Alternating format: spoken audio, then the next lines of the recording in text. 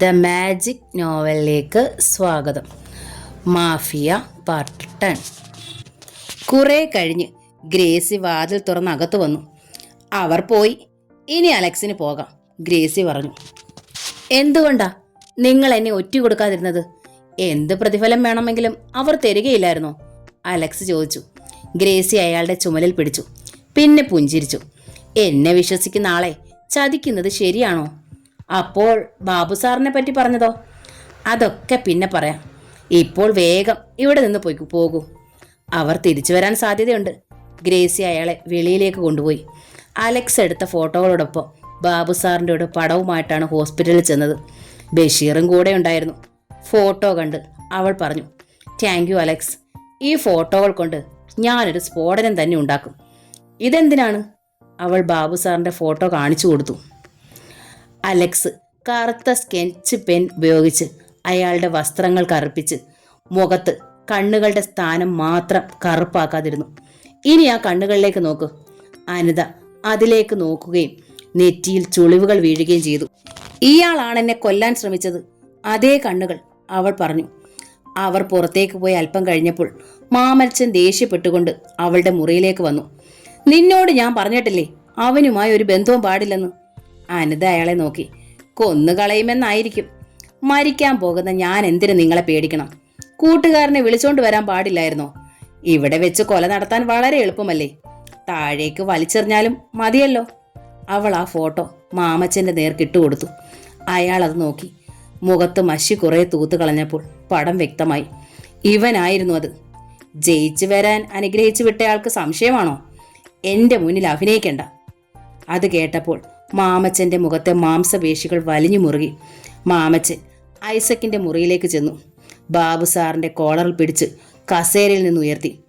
എന്റെ പെങ്ങളെ കൊല്ലാനൊരുങ്ങിയത് നീയാണല്ലേ? മാമച്ചൻ അയാളെ അടിച്ചു. ബാബു സാർ തിരിച്ചടിച്ചു. പെട്ടെന്ന് ഐസക്ക് ഫെർണാണ്ടസും എഴുന്നേറ്റ് അവരെ പിടിച്ചു മാറ്റി. ഒറ്റ കൈകൊണ്ട് മാമച്ചൻ വീണ്ടും അടിക്കാൻ ശ്രമിച്ചുകൊണ്ടിരുന്നു. മാമച്ച, ആരാ നിന്നോടിത് പറഞ്ഞത്? അനിത പറഞ്ഞോ? അവൾ ഇവനെ തെരച്ചെറിഞ്ഞു. നിങ്ങൾക്കൊരു വാക്കെന്നോട് പറയാൻ പാടില്ലായിരുന്നോ? മാമച്ചൻ ശോഭിച്ചു. മനസ്സില്ലായിരുന്നടാ, ബാബു സാർ പറഞ്ഞു. ശത്രു ആരായിരുന്നാലും ഞങ്ങൾ കൊല്ലും. നീയും അത് തന്നെയല്ലേ പറഞ്ഞത്? അനിത റിപ്പോർട്ട് എഴുതി കഴിഞ്ഞാൽ ഐസക് സാർ മാത്രമല്ല, നമ്മളെല്ലാം അകത്താകും. അതിനേക്കാൾ നല്ലത് അവൾ മരിക്കുന്നതാ. ഞാനാ അവളെ കൊല്ലാൻ പോയത്. എനിക്ക് അല്പം തെറ്റുപറ്റിപ്പോയി. ഒരു വെടിയുണ്ട മതിയായിരുന്നു. ഞാൻ അതിബുദ്ധി കാണിച്ചതാ കുഴപ്പമായത്. മാമച്ചനൊന്നും പറയാനാവാതെ നിന്നുപോയി.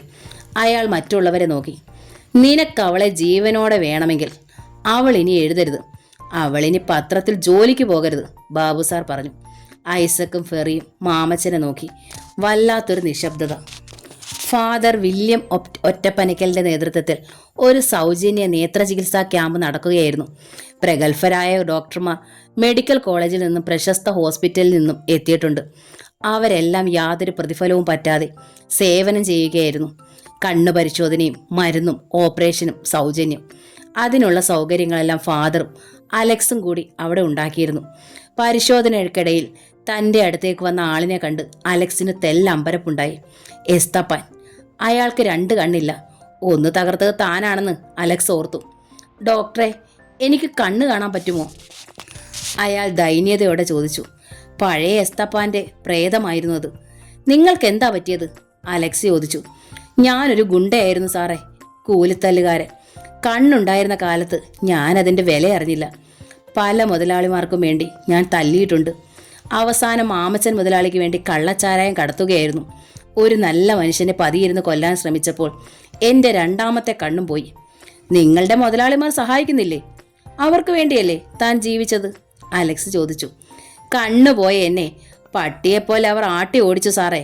കഞ്ഞിക്കുള്ള വക പോലും തന്നില്ല. ഇപ്പോൾ അവരുടെ ഗുണ്ടകൾ എന്നെ കണ്ടാൽ തല്ലും. അയാൾ കരയാൻ തുടങ്ങി. അലക്സിന് വിഷമം തോന്നി. എസ്തപ്പാൻ വരൂ, ഞാൻ വലിയൊരു ഡോക്ടറുടെ അടുത്തേക്ക് കൊണ്ടുപോയി പോകാം. അലക്സ് അയാളെ പിടിച്ച് സർജന്റെ അടുത്തേക്ക് കൊണ്ടുപോയി. അപ്പോഴയാൾ മസ്താനെ കണ്ടു.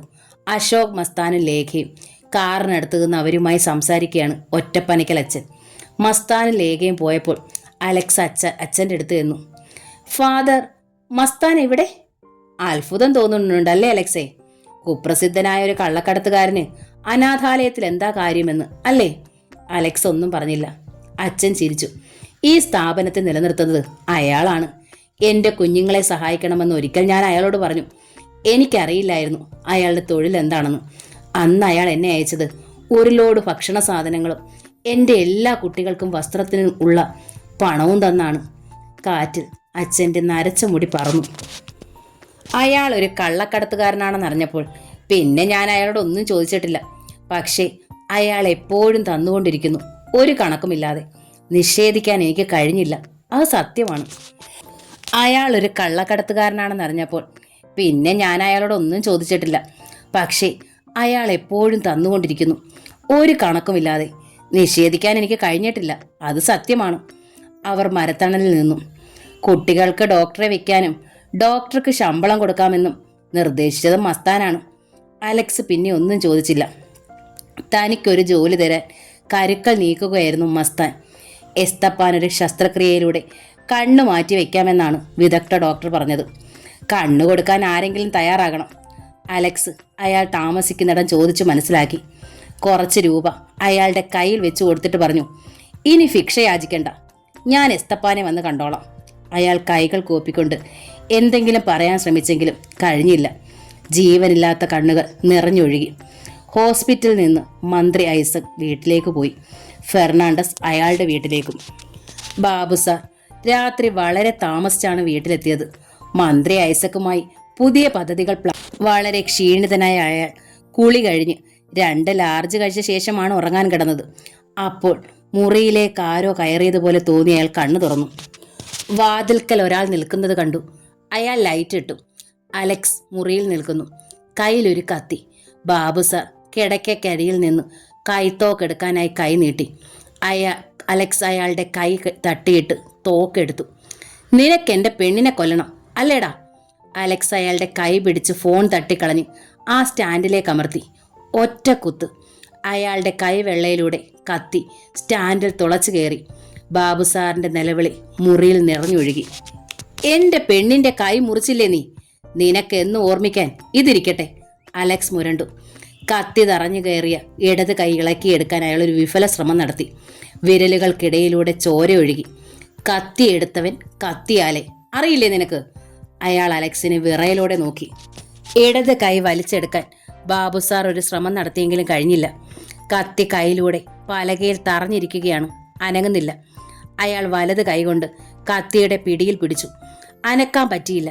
കൈ വീണ്ടും കീറുന്നതായി തോന്നി. കൈ നിറഞ്ഞ് ചോര ഒഴുകി. കണ്ണുകളിൽ നിന്ന് കുടുകുടാ നീരൊഴുകി. ഒരിക്കലും കരഞ്ഞിട്ടില്ലാത്ത ബാബു സാർ നിലവിളിച്ചു. അയാൾ പേടിച്ചു വരേണ്ട അലക്സിനെ നോക്കി. അലക്സ് ശബ്ദമില്ലാതെ ചിരിച്ചു. അലക്സ് അടുത്ത കത്തി എടുക്കുന്നത് കണ്ടപ്പോൾ ബാബു സാറിൻ്റെ ദേഹത്തുകൂടി ഒരു മരവിപ്പ് പാഞ്ഞുപോയി. ഇങ്ങനെ അനിത നിലവിളിച്ചു അല്ലേ? അലക്സ് ചോദിച്ചു. അനിതയ്ക്ക് തടുക്കാൻ കഴിഞ്ഞില്ലായിരുന്നെങ്കിൽ നീ അവളെ കുത്തി കീറിയാനെ അല്ലേ? കത്തിയുടെ അലകിൻ്റെ തിളക്കം കണ്ട് ശ്രദ്ധിച്ച് അലക്സ് അയാളുടെ കണ്ണുകളിലേക്ക് നോക്കി. പക്ഷേ നിനക്ക് തടുക്കാൻ കഴിയില്ല. നീ തൊട്ടതാരെയാണെന്നറിയാമോ? എൻ്റെ പെണ്ണിനെയാണ്. അലക്സ് അയാളുടെ കണ്ണുകളിലെ ഭീതിയുടെ ആഴമളന്നു. നിങ്ങൾക്ക് മാമച്ചൻ്റെ പെങ്ങളെ കൊല്ലാം, പക്ഷേ എൻ്റെ പെണ്ണിനെ തൊട്ടാൽ ഞാൻ വെറുതെ വിടുമെന്ന് കരുതിയോ? ഹൃദയത്തിലേക്ക് തേൾ ഇഴഞ്ഞു കയറുന്നത് പോലെ ബാബു സാറിനെ പേടിപ്പെടുത്തി അലക്സിൻ്റെ ശബ്ദവും നോട്ടവും. ഡോക്ടർ അലക്സ് സ്റ്റെതസ്കോപ്പ് മാറ്റിവെച്ചു. അത് ഉപയോഗിക്കാൻ നിങ്ങൾ സമ്മതിക്കില്ലല്ലോ. പകരം കത്തിയും തോക്കും ഞാൻ ഉപയോഗിക്കാൻ തുടങ്ങി. എനിക്കിപ്പോൾ തോന്നുന്നു നിങ്ങളുടെയൊക്കെ ലോകത്ത് ജീവിക്കാൻ ഇത് വേണമെന്ന്. ശരിയല്ലേ? അലക്സ് കത്തി അയാളുടെ മുഖത്തിന് നേരെ നീട്ടി. പിന്നെ ഇരു കണ്ണുകളിലേക്ക് മാറി മാറി ചൂണ്ടി. അരുത്. കത്തി തറഞ്ഞ വേദനയിലെ കയ്യിലെ വേദന പോലും മറന്നു. ബാബു സാർ നിലവിളിച്ചു. എനിക്ക് 2 കണ്ണുകൾ വേണം. അലക്സ് പറഞ്ഞു. നിങ്ങൾ ഉപേക്ഷിച്ച് എസ്തപ്പാന് കൊടുക്കാനാണ്. അയാൾക്ക് പണമില്ല. ബാബു സാറിന് 2 കണ്ണ് വാങ്ങാൻ വിഷമമൊന്നുമില്ലല്ലോ. അയ്യോ അരുത്. ബാബു സാർ തലതിരിച്ചു. ഈ സമയം വാതുക്കൽ മുതലാളി എന്നൊരു വിളി കേട്ടു. ബാബു സാറിന്റെ വേലക്കാരനായിരുന്നു. കുശിനിക്കാരനും തോട്ട സൂക്ഷിപ്പുകാരനും വാച്ചറും എല്ലാം അയാൾ തന്നെയാണ്. എന്നെ രക്ഷിക്കടാ, ബാബു സാർ അലറി. ജോലിക്കാരൻ ആരോഗ്യവും കരുത്തുമുള്ളൊരു കഷണ്ടിക്കാരനാണ്. അലക്സ് അയാളെ നേരിടാനായി മുന്നോട്ടാഞ്ഞു. അലക്സ് അവൻ്റെ അടുത്തേക്ക് ചെന്ന് അടി കൊടുത്തിട്ട് തലയുടെ പിൻഭാഗത്തൊരു വെട്ടുകൊടുത്തു. അവൻ മറിഞ്ഞു വീണു, ബോധം കെട്ടു. ഇനി നിന്നെ രക്ഷിക്കാൻ ആരും വരില്ല. അലക്സ് ബാബു സാറിന്റെ അടുത്തേക്ക് ചെന്നു. അയാൾ പിന്നോട്ട് നിരങ്ങി. എൻ്റെ പെങ്ങൾ റൂബിയെ നീ അറിയുമോ? ബാബു സാർ ഒന്ന് നടുങ്ങി. എനിക്കറിയാം, ഫെർണാണ്ടസിന്റെ ഓഫീസിൽ കണ്ടിട്ടുണ്ട്. അത്രയുള്ളോ? വാച്ചർ മുത്തു എന്നോട് അങ്ങനല്ലല്ലോ പറഞ്ഞത്. അയാളെ ഇനി വിളിച്ചു ചോദിക്കാൻ പറ്റില്ല, കാരണം നിങ്ങൾ മുത്തുവിനെ കൊന്നുകളഞ്ഞു. ബാബു സാർ വിയർത്തൊഴുകി. അലക്സേ, ഒരു തെറ്റ് പറ്റിപ്പോയി, ക്ഷമിക്കണം. റൂബി ജീവനോടുണ്ടോ? ഇല്ല. നിങ്ങളെല്ലാവരും കൂടി അവളെ കൊന്നു അല്ലേ? അലക്സിന്റെ കണ്ണുകൾ കുറുകി. മാമച്ചന് അലക്സിനോടുള്ള പകയുടെ ഭാഗമായിരുന്നു അത്. ഒന്നും ഞാനല്ല ചെയ്തത്. ഒരു കുറ്റവാളിയും താൻ കുറ്റം ചെയ്തെന്ന് സമ്മതിക്കാറില്ല. അങ്ങനെയല്ല അലക്സേ, മാമച്ചന്റെ പദ്ധതി അനുസരിച്ച് ഫെറി റൂബിയെ കുടുക്കി. അവൾ ഗർഭിണിയാണെന്നറിഞ്ഞപ്പോൾ ഫെറിക്ക് അവളെ ഒഴിവാക്കേണ്ടി വന്നു. അപ്പോൾ ഞാനും അതിൽ ബന്ധപ്പെട്ടു. പക്ഷെ കൊന്നില്ല, പീഡിപ്പിച്ചു, വേദനിപ്പിച്ചു, അത്രേ ഉള്ളൂ. അവളെ കൊല്ലാതെ കൊന്നു അല്ലേ? ബാബു മിണ്ടിയില്ല. അലക്സ് അയാളുടെ കരണത്തടിച്ചു. അയാളുടെ വായിലൂടെ ചോര വന്നു. പറ, ആരാ കൊന്നത്? ഞാൻ ആ മുറിയിൽ വന്നപ്പോൾ ചോര മാത്രമാണ് കണ്ടത്. അവളെ നിങ്ങൾ എവിടേക്കാണ് കൊണ്ടുപോയത്? അലക്സ് ചോദിച്ചു. ആ കണ്ണുകളിൽ നിന്ന് തീച്ചകൾ പറന്നു പോകുന്നതായി ബാബു സാറിന് തോന്നി. അലക്സ് കാണാതിരിക്കാൻ ഞങ്ങൾ റൂബി അവിടെ നിന്ന് മാറ്റി കാറിൽ കയറ്റിക്കൊണ്ടുപോയി. പിന്നെ അവളുടെ ചുമതല ഫെർണാണ്ടസിനായിരുന്നു. അപ്പോഴൊന്നും അവൾ മരിച്ചിരുന്നില്ല, പക്ഷേ ബോധം കെട്ടിരുന്നു. ഫെർണാണ്ടസിനെ ഏൽപ്പിച്ച് വിട്ട ശേഷം ഞാനും മാമച്ചനും റൂബിയെ കണ്ടിട്ടില്ല. ഫെർണാണ്ടസ് എന്താണ് ചെയ്തത്? അയാൾ അവളുടെ തലയ്ക്ക് വെടിവെച്ചു കൊന്നു. അവൾ ഇല്ലാതിരിക്കേണ്ടത് ഞങ്ങളെക്കാളും ഫെറിയുടെ ആവശ്യമായിരുന്നു. പിന്നെ എന്ത് ചെയ്തു? ബോഡി എവിടെയാണ് കുഴിച്ചിട്ടത്? ബോഡി കൊണ്ടുപോയി കടലിൽ തള്ളി. അതിനുവേണ്ടി ഒരു ബോട്ടുമായി എസ്തപ്പാനെ അയക്കുകയാണ് ചെയ്തത്. ഇതാണ് സത്യം. ഞാൻ റൂബിയെ കൊന്നില്ല. ബാബു കേണു പറഞ്ഞു. 2 കണ്ണുകൾ നഷ്ടപ്പെട്ടു നിൽക്കുന്ന എസ്തപ്പാന്റെ രൂപം അലക്സിന്റെ കൺമുന്നിൽ തെളിഞ്ഞു വന്നു. അലക്സ് ബാബുവിനെ നോക്കി. തനിക്ക് ഭാര്യയും മക്കളും സഹോദരിയും ഒക്കെ ഉണ്ടല്ലേ? ബാബു സാർ മിഴിച്ചു നോക്കിയതല്ലാതെ ഒന്നും പറഞ്ഞില്ല. പറയണ്ട, എൻ്റെ കയ്യിൽ അവരുടെ വിവരങ്ങളുണ്ട്. തൻ്റെ മാത്രമല്ല, ഫെറിയുടെയും നിങ്ങളുടെ കൂടെയുള്ള എല്ലാവരുടെയും ജാതകം എൻ്റെ കയ്യിലുണ്ട്. മകളോ ഭാര്യയോ നഷ്ടപ്പെടുന്നത് തനിക്ക് സഹിക്കാൻ പറ്റുമോ? ബാബു സാർ ഉമിനീരിറക്കാൻ വിഷമിച്ചു. വീടില്ല ഞാൻ. എൻ്റെ പപ്പയെ പിന്നിൽ നിന്ന് കുത്തി കൊന്നത് മുതൽ ഞാൻ പൊക്കും. ആരാണെന്നൊക്കെ എനിക്കറിയാം, അലക്സ് പറഞ്ഞു. ബാബു സാർ ബോധം കെട്ടുപോയി. ബോധം തെളിഞ്ഞപ്പോൾ അലക്സിനെ കണ്ടില്ല. വേലക്കാരൻ അപ്പോഴും ശവം പോലെ കിടക്കുകയായിരുന്നു. വീട്ടിൽ അമ്മയും പെങ്ങന്മാരും ഒത്ത് ഭക്ഷണം കഴിച്ചുകൊണ്ടിരിക്കുമ്പോൾ അലക്സിന്റെ മനസ്സ് നിറയെ റൂബിയായിരുന്നു. തന്നോട് അവൾ ദേഷ്യപ്പെട്ട് സംസാരിച്ചിട്ടുണ്ടെങ്കിലും അവൾക്ക് സ്നേഹമുണ്ടായിരുന്നു. പപ്പ മരിച്ചതിന് ശേഷം കുടുംബം പുലർത്തിയത് അവളാണ്. തനിക്ക് ഭക്ഷണം തന്നത് അവളാണ്. എന്താ മോനെ ഒന്നും കഴിക്കാത്തത്?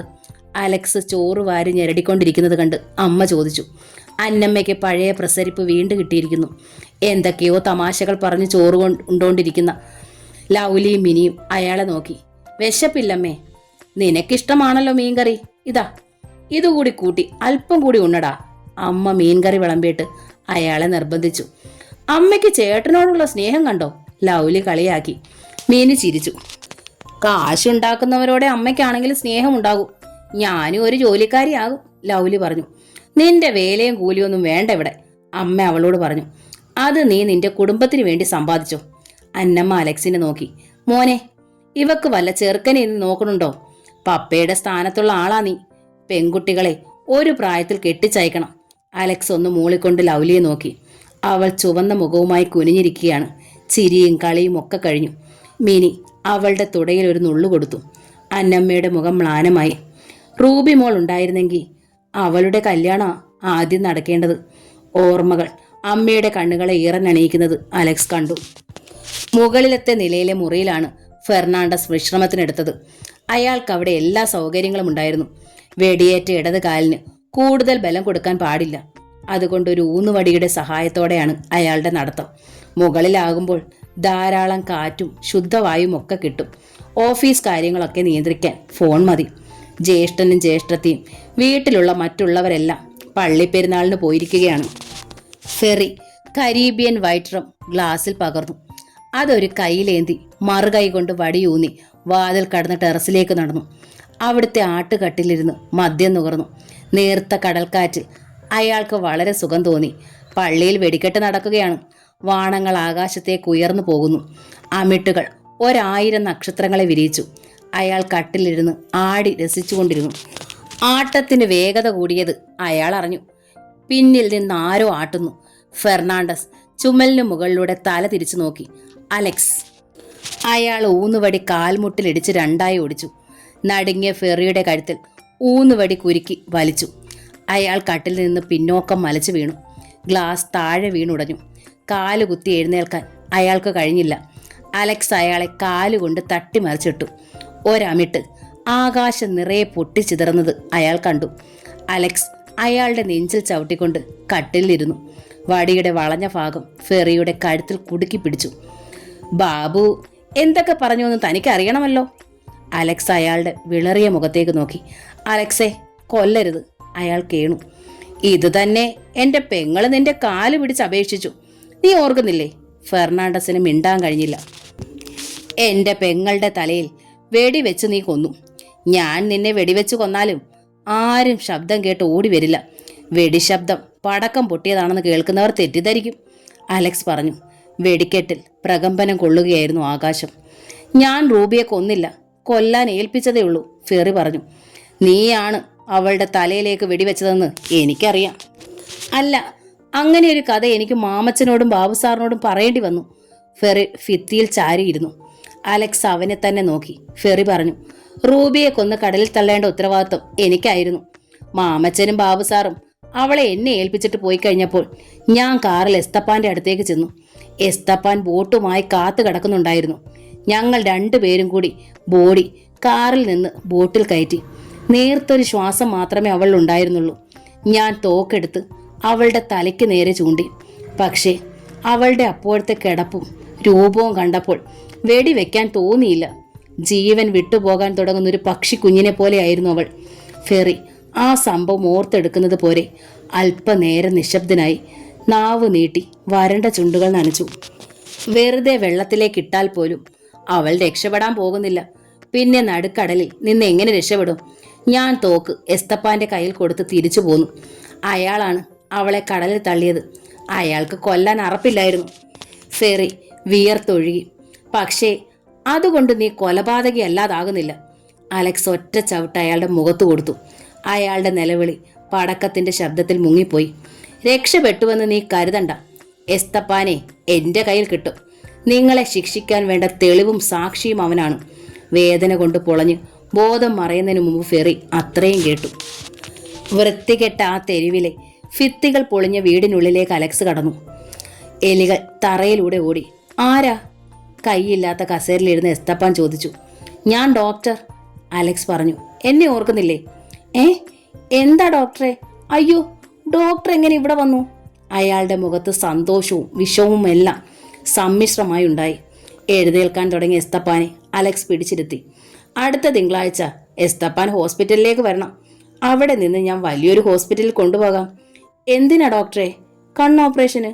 എസ്തപ്പാന് കാണണ്ടേ? സാറേ, എൻ്റെ കയ്യിൽ കാശില്ല. ഞാനൊരു തെണ്ടിയാ. എസ്തപ്പാനെ ഞാനൊരു മുതലാളിയാക്കും. പറഞ്ഞത് ഓർമ്മയുണ്ടല്ലോ? തിങ്കളാഴ്ച. അലക്സ് കുറച്ച് രൂപയെടുത്ത് അയാളുടെ കയ്യിൽ കൊടുത്തു.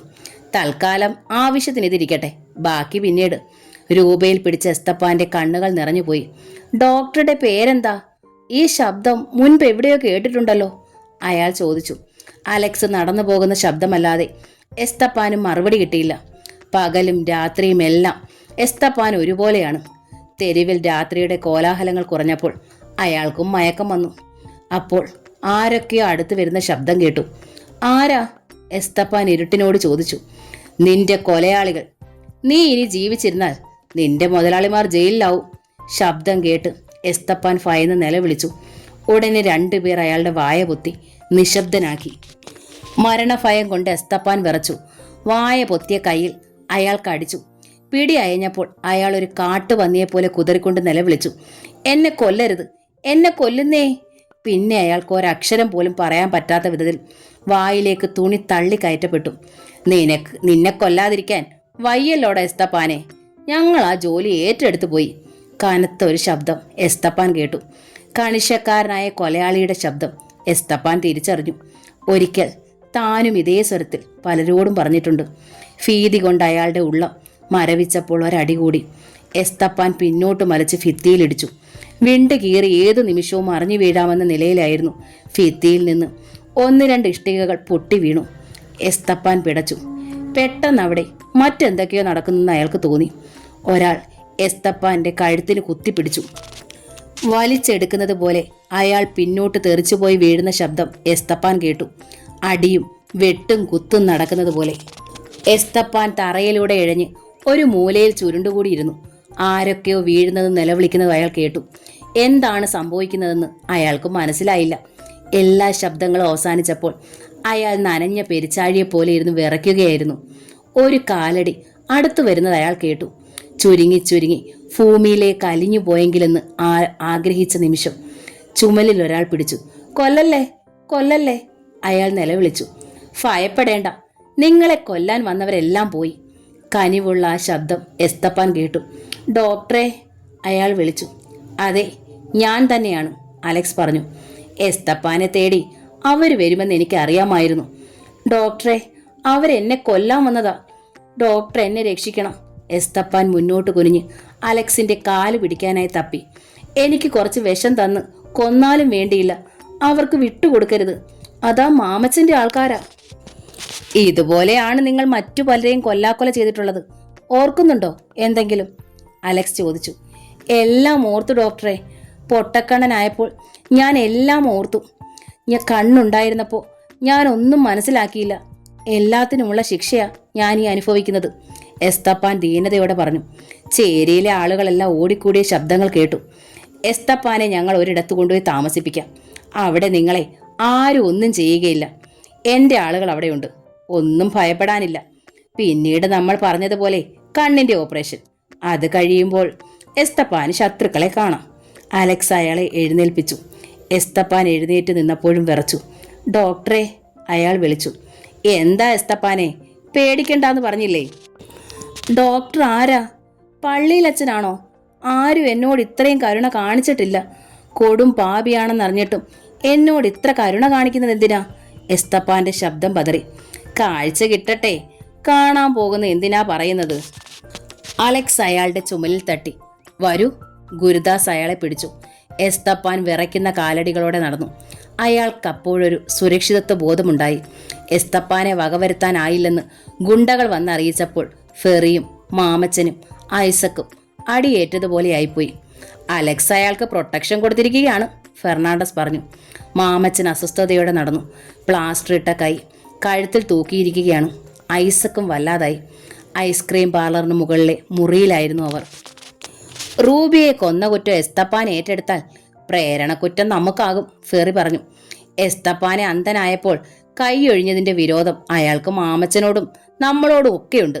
അവൻ ജയിലിൽ പോയാലും വേണ്ടിയില്ല, നമ്മളെ കുടിക്കാൽ മതിയെന്ന് കരുതിയാൽ. അയാളെ കുറച്ച് പണം കൊടുത്ത് വശത്താക്കി കൊണ്ടുവന്നാൽ ഇത്രയും ടെൻഷൻ എടുക്കണമായിരുന്നോ? ഐസക് ചോദിച്ചു. നമ്മുടെ കൂടെ ജോലി ചെയ്തതല്ലേ, പണം കൊടുത്താൽ അയാൾ വാങ്ങിക്കാതിരിക്കില്ല. അലക്സിനോടുള്ളതിനേക്കാൾ സ്നേഹം അവന് നമ്മളോടുണ്ടാകും, തീർച്ച. അവനെ സംരക്ഷിക്കാന്ന് പറഞ്ഞ് നമ്മുടെ കസ്റ്റഡിയിൽ കൊണ്ടുവരിക. പിന്നെ സൗകര്യം പോലെ അവനെ ഇല്ലാതാക്കാമായിരുന്നു. അയാൾ റൂബിയെ കടലിൽ താഴ്ത്തിയതുപോലെ അയാളെയും പുറം കടലിൽ കൊണ്ടുപോയി കളയാമായിരുന്നില്ലേ? അതിനു പകരം മാമച്ചൻ എന്താ ചെയ്തത്? കൊല്ലാൻ തന്നെ ആളുകളെ അയച്ചു. നിന്റെ ഈ മുൻകോപവും എടുത്തുചാട്ടവും പാടില്ലെന്ന് എത്ര തവണ പറഞ്ഞു കഴിഞ്ഞു. പറ്റിപ്പോയി. ഇങ്ങനെയൊക്കെ സംഭവിക്കുമെന്ന് ആരറിഞ്ഞു? മാമച്ചൻ അസ്വസ്ഥതയോടെ ചോദിച്ചു. ഇനി അനിത ഇത് ഒരു വിവാദ റിപ്പോർട്ടാക്കി പ്രസിദ്ധീകരിക്കുമോ?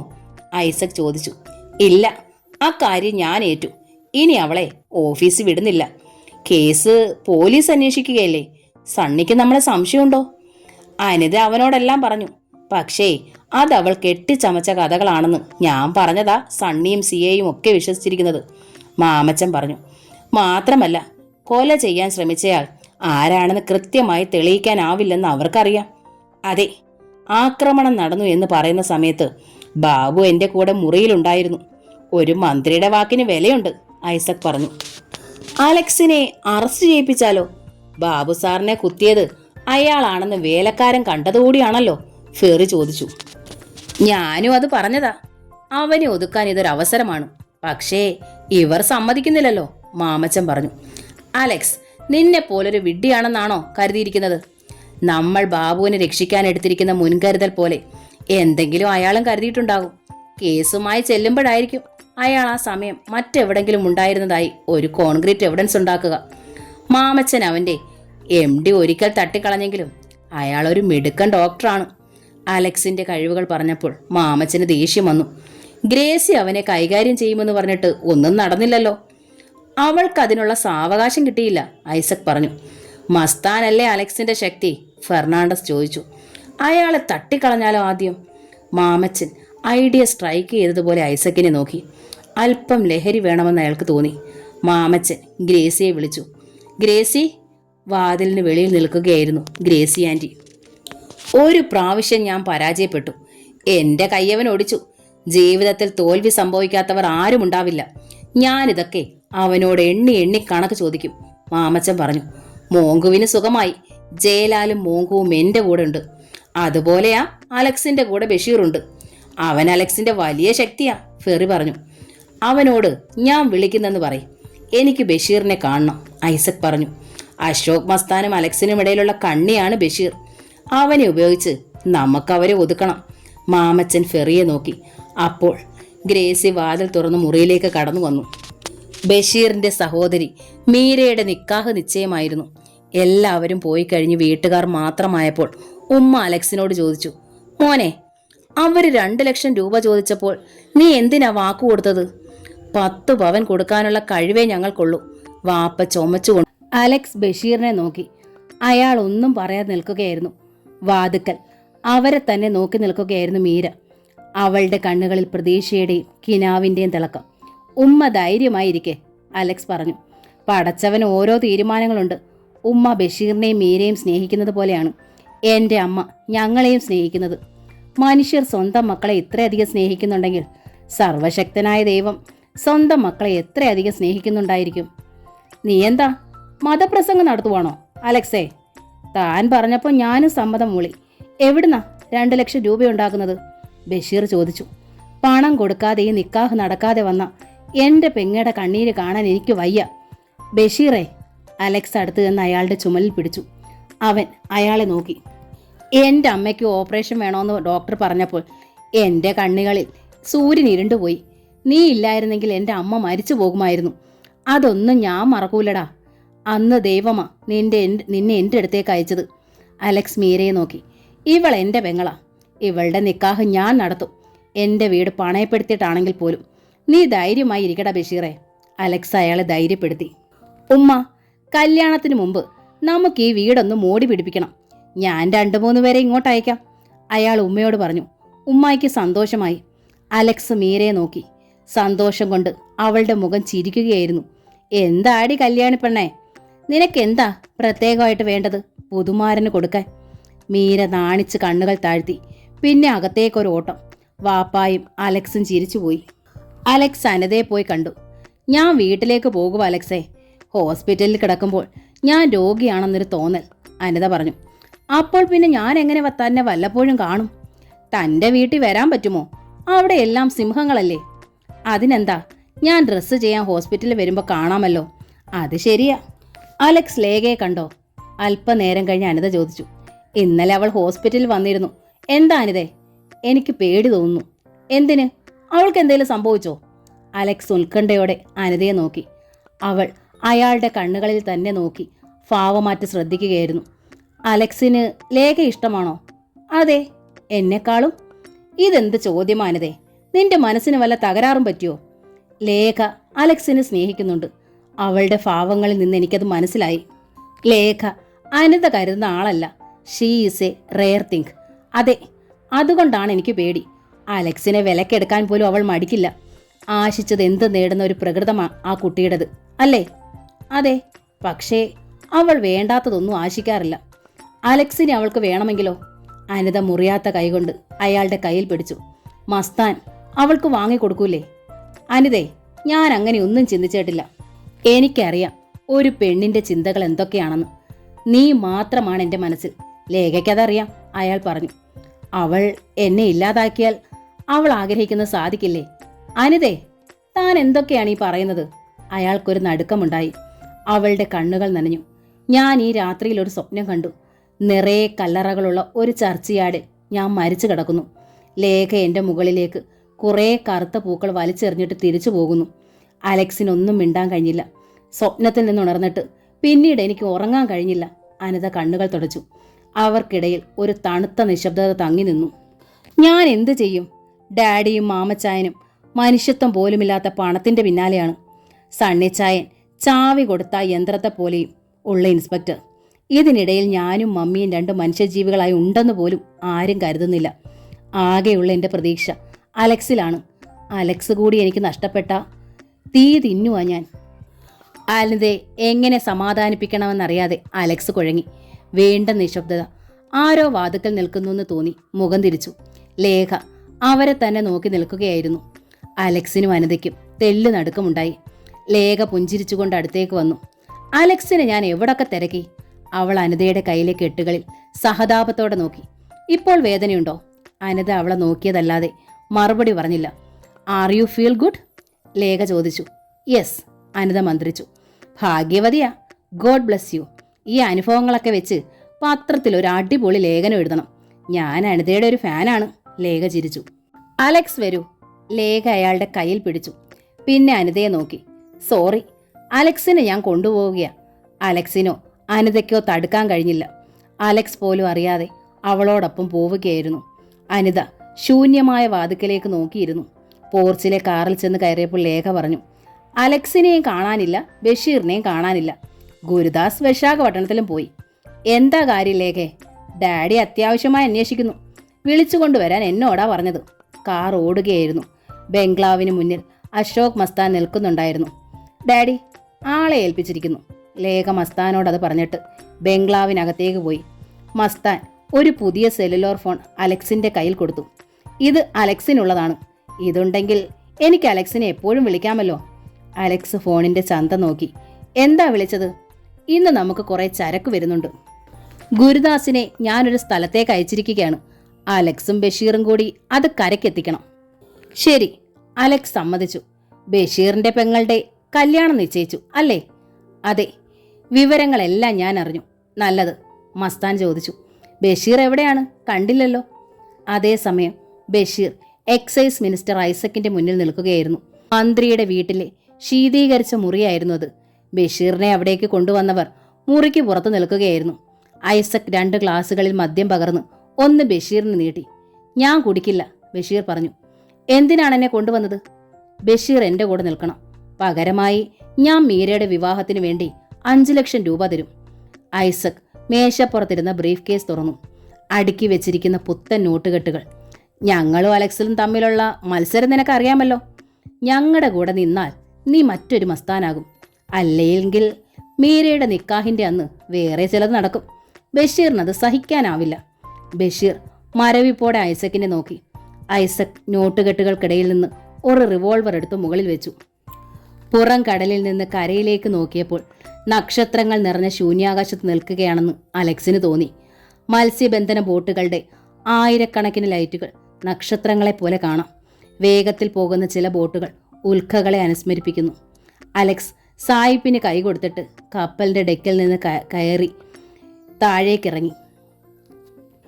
താഴെ ചെറിയ ഓളങ്ങൾ ഇളകിക്കൊണ്ടിരുന്ന ബോട്ടിൽ നിന്ന് ബഷീറിന്റെയും ഗുരുദാസിന്റെയും ഇരുണ്ട രൂപങ്ങൾ മുകളിലേക്ക് നോക്കിക്കൊണ്ടിരുന്നു.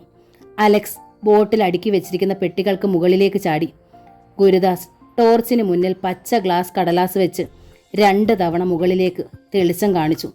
കപ്പലിന്റെ ഡെക്കിൽ നിന്ന് 2 പ്രാവശ്യം പച്ച വെളിച്ചം കത്തി. ബോട്ട് വിടാൻ അലക്സ് ആംഗ്യം കാണിച്ചു. അതിന്റെ ശക്തിയേറിയ എഞ്ചിനുകൾ പ്രവർത്തിച്ചു.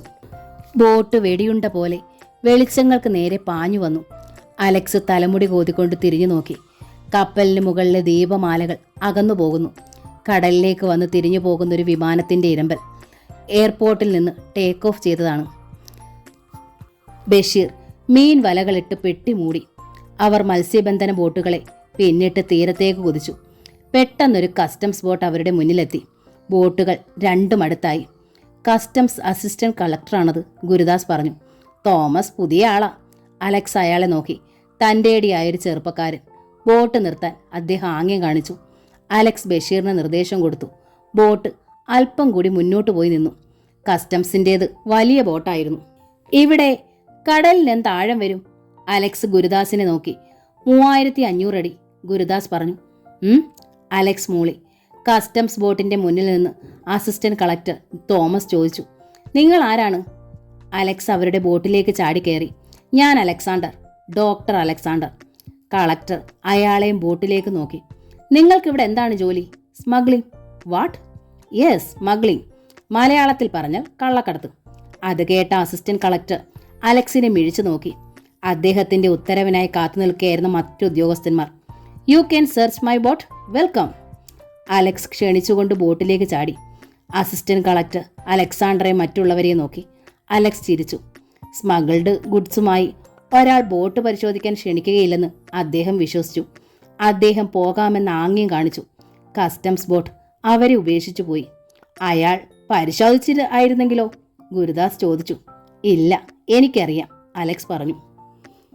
ബോട്ട് പാഞ്ഞുപോയി. 10 നിമിഷത്തിനുള്ളിൽ അതൊരിടത്തടുത്തു. അവിടെ ഉണ്ടായിരുന്ന വാനിന്റെ ലൈറ്റ് ഇരുട്ടിൽ മിന്നിക്കൊണ്ടിരുന്നു. വാനിൽ നിന്ന് ആളുകൾ ഇറങ്ങി വന്ന് പെട്ടികൾ ബോട്ടിൽ നിന്ന് എടുത്തുകൊണ്ടുവന്നു. മറ്റൊരു കാർ വാനിന് പിന്നിലായി പാർക്ക് ചെയ്തിരുന്നു. അലക്സും ഗുരുദാസും ബഷീറും അതിൽ കയറി. അലക്സിന്റെ ധൈര്യം ഞാൻ സമ്മതിച്ചു തന്നിരിക്കുന്നു. ആ കസ്റ്റംസ് കളക്ടറുടെ മുന്നിൽ പതറാതെ നിന്നില്ലേ? ഗുരുദാസ് അലക്സിനെ പ്രശംസിച്ചു. ബഷീർ വല്ലാത്ത ഭാവത്തിലിരിക്കുകയായിരുന്നു. മനുഷ്യ ശരീരം കീറി മുറിച്ച് പഠിച്ചവനാ ഞാൻ. പേടിയൊക്കെ പോയി അല്ലേ ബഷീറെ? അലക്സ് ബഷീറിന്റെ ചുമലിൽ തട്ടി. ബഷീർ ഒരു വരണ്ട ചിരി ചിരിച്ചു. എന്തു പറ്റി ബഷീറിന്? ഒന്നുമില്ലെന്ന് അയാൾ ചുമലിളക്കി. അസുഖം വല്ലതും? ഇല്ല, ബഷീർ പറഞ്ഞു. കാർ സ്റ്റാർട്ട് ചെയ്ത് ഇരുളിലൂടെ പാഞ്ഞു. പിന്നാലെ വാനും. കസ്റ്റംസ് അസിസ്റ്റന്റ് കളക്ടർ തോമസ് ഓഫീസിൽ തിരിച്ചെത്തി. 10 മിനിറ്റ് കഴിഞ്ഞപ്പോൾ മാമച്ചന്റെ ഫോൺ വന്നു. അവനെ കണ്ടോ സാർ? കണ്ടു. പിടിച്ചോ സാർ? ഞാൻ പറഞ്ഞത് ശരിയല്ലേ? എത്ര ലക്ഷത്തിന്റെ ചരക്കുണ്ടായിരുന്നു? ഞാൻ അവനെ പിടിച്ചിട്ടില്ല, തോമസ് നടന്നത് പറഞ്ഞു. എന്റെ ബോട്ടിൽ കയറി വന്ന് റെയ്ഡിനെ ക്ഷണിച്ച അയാൾ സ്മഗ്ലറാണെങ്കിൽ തന്നെ ചരക്ക് അയാൾ മറ്റേതെങ്കിലും രീതിയിൽ മാറ്റിക്കാണും. ആ ബോട്ടിലുണ്ടാവില്ല. സ്വബോധമുള്ള ആരെങ്കിലും നേരിട്ട് വന്ന് ഞങ്ങൾക്ക് പിടിതരുമോ? അയ്യോ, അയാൾ നിങ്ങളെ വിഡ്ഢികളാക്കി. അതിൽ സാധനമുണ്ടായിരുന്നു. ആ അഭിനയമൊക്കെ അലക്സിന്റെ നമ്പർ അല്ലായിരുന്നോ?